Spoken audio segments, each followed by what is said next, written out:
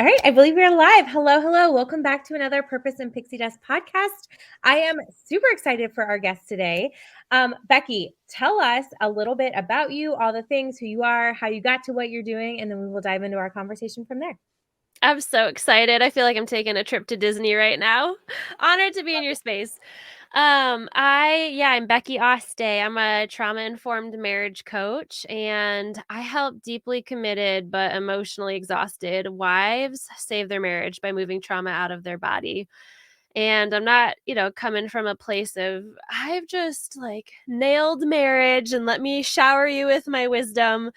I wanted that to be my story, but it wasn't. My husband and I married young. We were married for 10 years, and when we were good, we were good. But when we weren't, we had this toxic dance of like codependency and addiction, and we fueled our negativity and brought out some of the worst of each other over the years.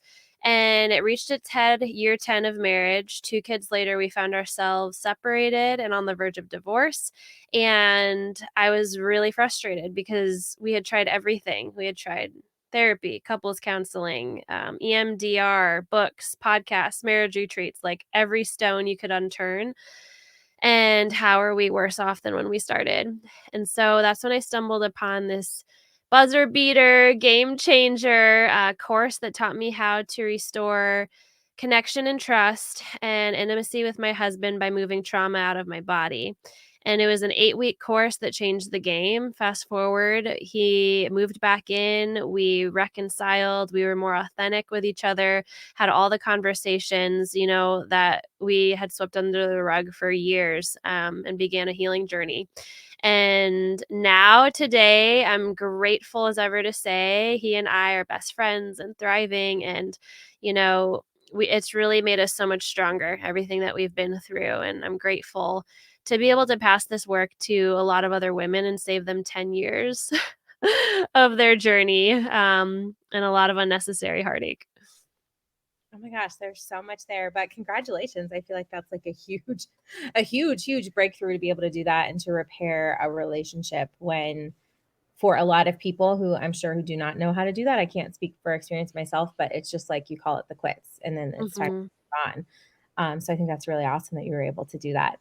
So let's fast forward to what you do with that today. How do you help women go through that? Do you have like a small group? Is it more one-on-one? What does that look like? Yeah, I have a group coaching program. It's a 6-month container, that you come in, and it's in a group format with one-on-one additions as well within the program. So you get the best of both worlds. And I really walk women through just starting with safety in their body and moving into mastering emotional literacy and how to properly grieve and how to communicate in a way that your husband really hears you, how to tap into your intuition. Um, this is moving through the body. We use the chakra system as a tool to get really familiar just with your own body. And if I could sum up the entire program, I would steal the title from Dr. Bessel van der Kolk's book, The Body Keeps the Score. It's a book that's gaining popularity, but the whole idea, the whole concept is that our body keeps the score of the emotional trauma that we've been through. And it creates these energetic subconscious barriers between you and the people that you love, between you and, your upper limits of business, between you and your, goals of health, whatever the goal is. Moving trauma out of your body and healing yourself on a subconscious level can really open the door to some unexpected breakthroughs. Yeah, absolutely. And I feel like I have just really started diving into the energetics of that because to me, when I first heard the word trauma in the business realm or amongst my friends, like I was so used to thinking of like trauma as like huge big events. And I think it's important to remember that it doesn't have to be. So can you talk to us a little bit about maybe for someone who was like me and had that idea in your mind, like I thought of trauma like third degree burn, like or I guess third degree the worst? I think it's Yes. right. Yeah. Okay.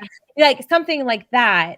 Could you talk to us a little bit about like what trauma even maybe is, like how small it could be, but yet how big and powerful that could be?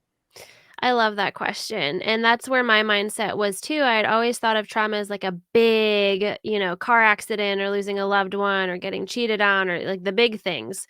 And, those are known as big T traumas. Big T traumas are things that really threaten your sense of safety, often in a big, too fast, too soon, too hard type of way.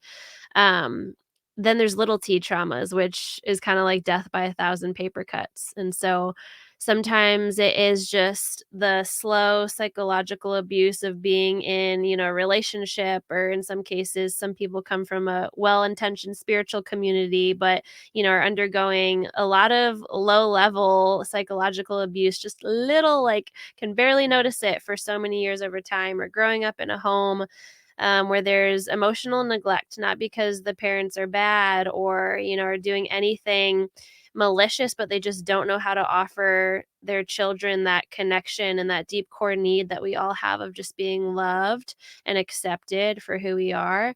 And so there's so much trauma that can just sneak under the radar, but the definition of trauma is anything that overwhelms your nervous system's ability to cope. And so it can be a big jolting thing, or it can be like death by a thousand paper cuts. Oh my gosh, I have never heard it explained that way, and I think that's such a good visual. Mm.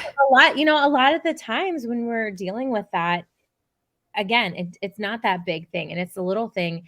And a lot of people that I have talked to have a hard time figuring it out. Do you see that as well? I'm sure you do in your line of work.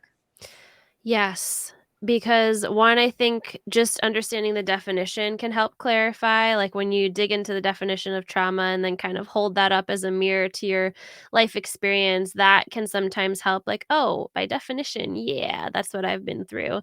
But also, it can be just because of gaslighting, which is gaslighting is just when somebody tries to thwart reality, thwart your perception of reality, really with like a malicious intent or an intent to um, protect their own ego.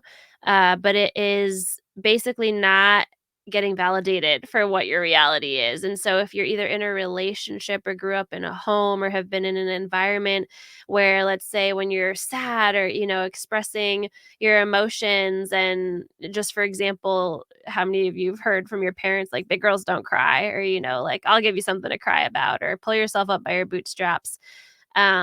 We live in a society that's really good at invalidating our experience, and it's not always intentional. Sometimes, most often, it is actually unintentional, but then it becomes really hard for us to validate our own experience.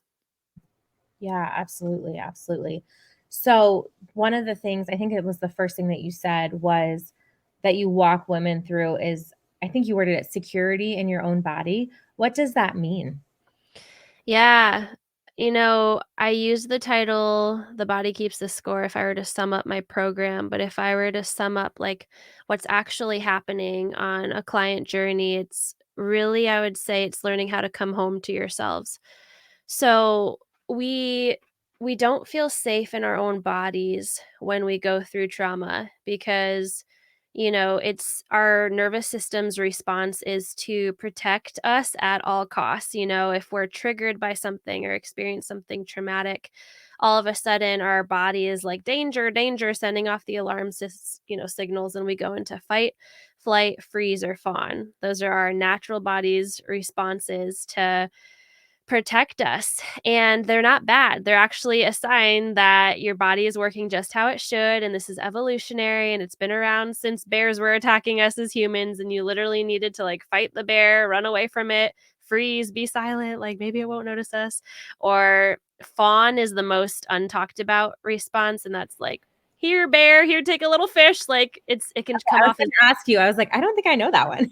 that's the least talked about one. Yeah, it shows up as, like, people pleasing Uh, today, but, like, if our sense of security is threatened or we don't feel safe, we can do that in relationships, like, "Please love me, please reassure me," please.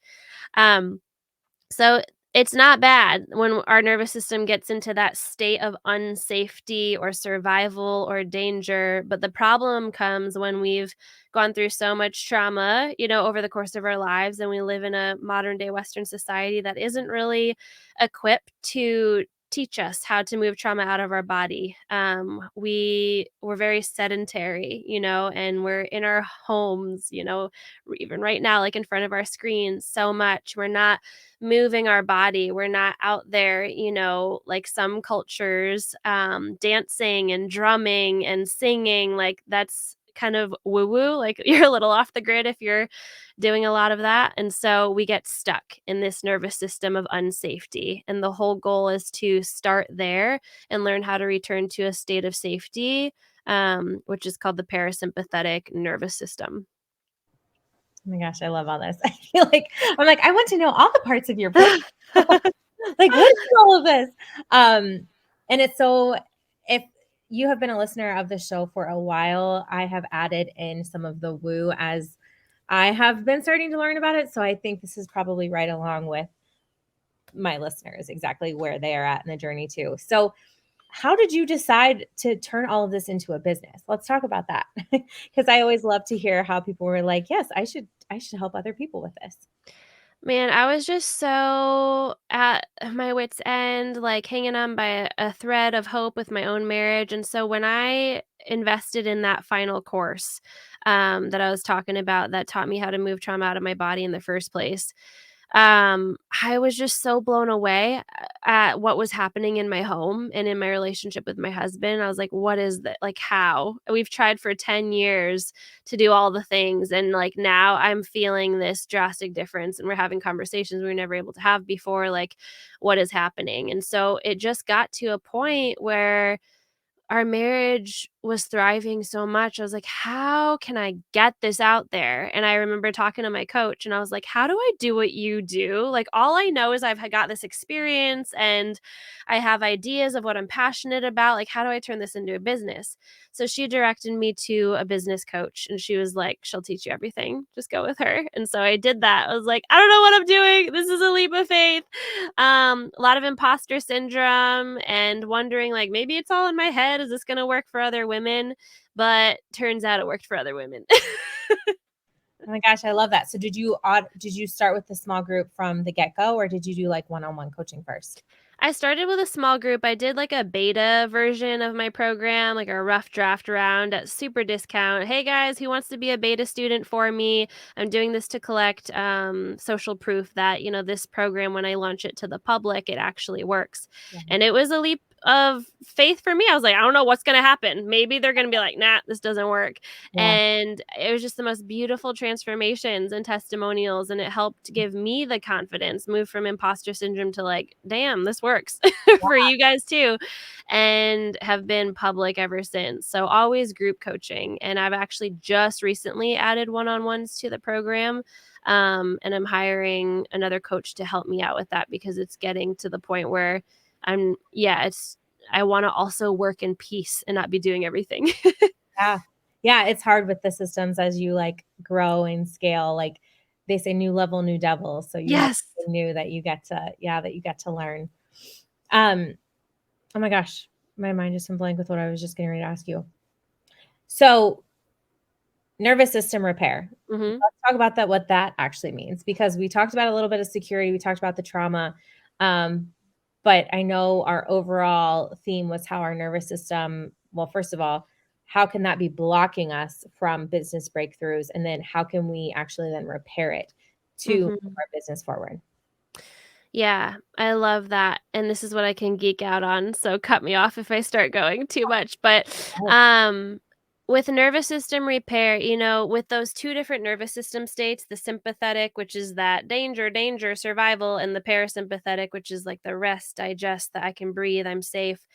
The goal is not to always be in the good one. We're gonna be triggered right into the survival state, but it's to learn how to come back to homeostasis. And so repairing your nervous system is really for, people who after years of repetitive trauma are staying in that state of hypervigilance, of survival, learning how to move into a state of safety where your breath is open, your muscles are relaxed, your heart rate is normal, your body, your nervous system, your cells, your muscles have returned to a place of homeostasis and calm. And way to really go about it is grounding techniques. We get really, really into just there's a million grounding techniques. You can Google it, but my favorite to offer people is the five senses. So it's in a moment of trigger. If you're noticing, like in your business, you're getting all like anxiety or ruminating thoughts or fear of, not reaching your revenue goals, whatever it is, just stopping and naming five things you see, four things you can hear, three things you can touch physically, two things you can smell, and one thing you can taste. And what that does is it takes you out of that sympathetic back into the parasympathetic. And the reason it's so important to get back into your body, especially with what I've noticed it being a key in business breakthrough, is when we're in that state of survival, that nervous energy, that anxiety, it shuts down the part of our brain that has creative thinking, and the ability to even envision a future. So many women, when I hop on the phone with them for the first time and I'm like, "Where's your marriage been at? What's you struggling?" They can rattle it off like easy. And then when I ask, "Where do you want to be in our marriage?" Like deer in headlights. Like, so many people are like, "I haven't thought of that." Because when you're stuck in that survival mode, you can't really think about possibilities. Like, it really does shut down that part of your brain. And so I noticed the more I practiced this, it first of all aligned me, onto this path of marriage coaching, which for me is so aligned. I didn't always do this. Before this, I was in a network marketing career for years and successful in that, but I had reached my, expiration date, and this, set me on this track. But then every time I've deepened the nervous system work and healed my body a little more, I've noticed new breakthroughs in the business as well. Oh my gosh, I love that. That's so cool. I have heard of that technique, but it's been a really long time, and I don't think that in the way I heard it, they called it grounding. So I was Yeah. like, "Oh, let's learn stuff." Do you have another one that's a quick grounding technique that you like to use?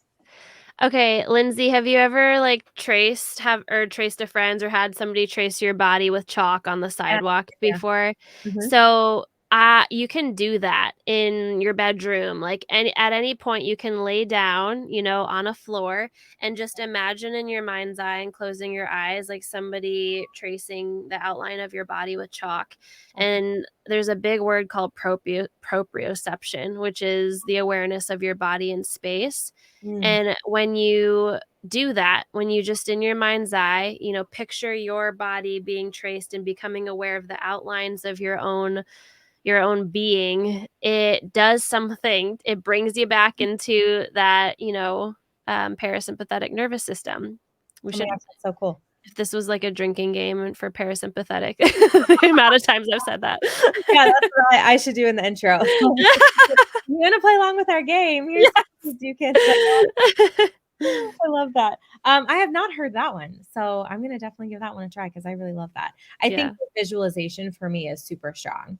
And I maybe that's with some practice over time, but I never realized, at least before, how strong visualizing can be. Do you do visualization with your, clients as well?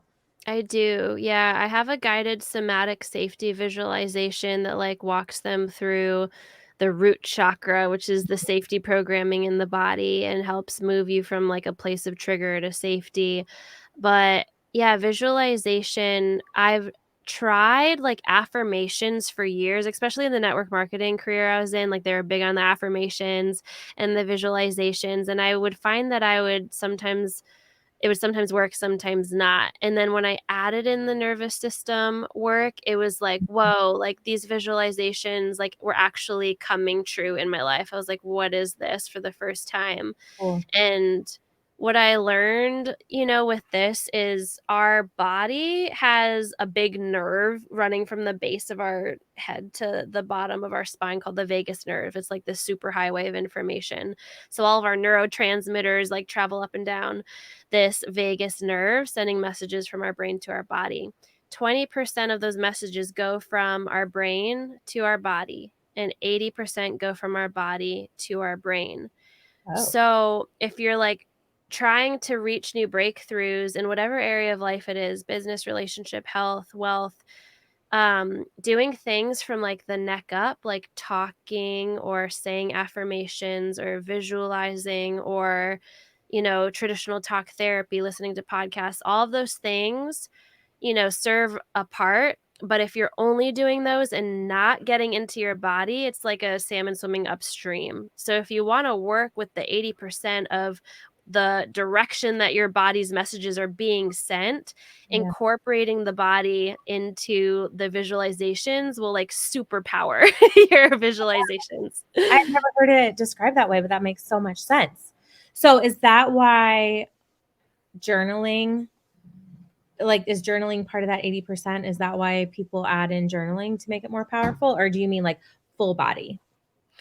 Man, journaling, actually, I hadn't thought about that one, like, Because it's because it's using your hand. Like, I do know journaling taps into multiple parts of your brain center, Mhm. but I don't know which one that would be in. Now I'm curious to check. But Yeah. one thing is like EFT tapping. Have Mhm. you heard of that? Yeah. Where you're tapping on the meridian points. Um, that's a way to incorporate the body into those visualizations, or just like making sure your body is calm first before you do that. So maybe you use a grounding tool and then start to visualize, Okay. um, and it super powers it. Oh my gosh, I love that. I'm gonna definitely add that too. I need to be taking notes over here. I'm gonna have to go back and listen to our own interview to add some of this into my daily routine. This is so good. So I didn't know you were a network marketer as well. I don't know if you know that about my story, but I also No. network marketing. That's kind of how I got started. So do you feel as though your career in network marketing has helped you in your business in any way, whether that's social media, knowing a little bit online, or any of that? 1,000%. I wouldn't have been, like, even half as ready for this if it weren't for the network marketing Mhm. experience, like, going live and leading a team and, being comfortable on camera, like, being able to teach, like, there's so many skills, but it just felt like I reached an expiration date with that, and at first I was like, "I can do both," and I know you do many things. I admire you because you juggle so many balls, but yeah, I was just like, "I think I need to pick one," and I feel Yeah. called towards this. Yeah. And that is definitely where I'm at. I'm like, I'm going all in my business, coaching, whatever little umbrellas that ends up taking. But and I had to make that decision a couple years ago too, because I'm like, it's so hard. But at the end of the day, I don't normally cuss on the show, but I had a mentor tell me, how did he word it? You can't ride two horses with one ass. So you need to pick which horse you're, and I'm like, so true. And I That's so tell that, funny. yeah, I tell it to my clients still. I remind myself that every time that I'm like, I'm diving all in something new. Um, but I mean, it's true. You gotta have your priorities for sure. So how do you, because we talk a lot about productivity on this show, how do you, structure your day, or are there any little things in your business that you have found have really helped you be able to grow and scale it while also, being a wife, having your family, doing all those things? Yeah, I just listened to your podcast on your 10 tips, Oh, actually. yeah. Yeah, it was really good. Oh, thank Um, so, yeah, as far as that, because I do have 2 little kids, and we've got soccer going on, it's definitely like a busy schedule, and so Google Calendar is my go-to. I have to put everything into Google Calendar, and I'm just so grateful for the reminders yeah, seriously. that it sets, and so I'm more of that type of person than actually putting it in a journal. Mhm. um, it's been helping me because with network marketing, I would say I spent like 10 years just strung out on hustle. Like I was the high achieving, hyper achieving, next goal, like not really knowing how to stop and anchor in the wins and like rest. Like I was just psycho, to be honest, like doing it all. Agreed on that. So I'm like, I reached a point where I was burned out. And so Mhm. now, like, I really have to be intentional, and I'm still undoing a lot of that. Even, it's the second of the month, but I was noticing, um, month end, right? That was in network marketing when it was like, go balls to the wall, like gung ho, the most anxious part of the month for me. And I've spent 4 years with that being kept, the body keeps the score. My body remembers that. So I was Yeah, telling my coach, month end this past week, like, hey, I'm noticing a lot coming up. Like, I'm just anxious to go, go, go, go, go. yeah, And I put up a guardrail, this new guardrail that I'll just offer this because this is practical of, writing down gratitudes every day for what I'm grateful for, what happened, and really learning how to anchor that in. And I notice every time I've come with that posture and like slowed down enough to anchor that into my business, the business really expands. Like, it's almost funny how coincidental. It's like the yeah, days that I have off, that's when I look at my phone again, and it's like a million sales call, not a million, that yeah, is such I an know you. exaggeration, but many sales calls booked, as Yeah, opposed to the days when I'm like close to my phone and trying to make things happen. yeah. Do you happen to know your human design? Manifesting generator, what Yeah, are you? Are you a projector? I am a I projector. think I saw that, yeah. Yes, I am, but I'm not surprised. Well, and I swore, and I think I've talked about this on the show before. I swore I was a Manny Gen, like swore. Like I have a friend who is, and she was saying all these things. I'm like, that's me, that's me, that's me. Um, but projector kind of makes sense too. But I was wondering that when you said that about rest, um, Yes. if that was one of your, which I know Manny Gens can kind of have, like everyone can kind of have little bits of other people Yeah. as well, or like other types. But Do you know I, the Enneagram? I'm an 8. 8? Yeah. Ah, I love it. Challenger? Yeah, yeah, that's Yeah, me all the yeah. way through. What are I you? love it. I am a 1. Okay. Yeah, I'm an 8, and then my secondary, like 3, 1 are almost tied for yeah, my secondary. yeah. That Oh my makes gosh, sense. that's so funny. Yep. And that's so funny. Like anytime that I have talked to another network marketing leader, it's like 8, 3, or 1.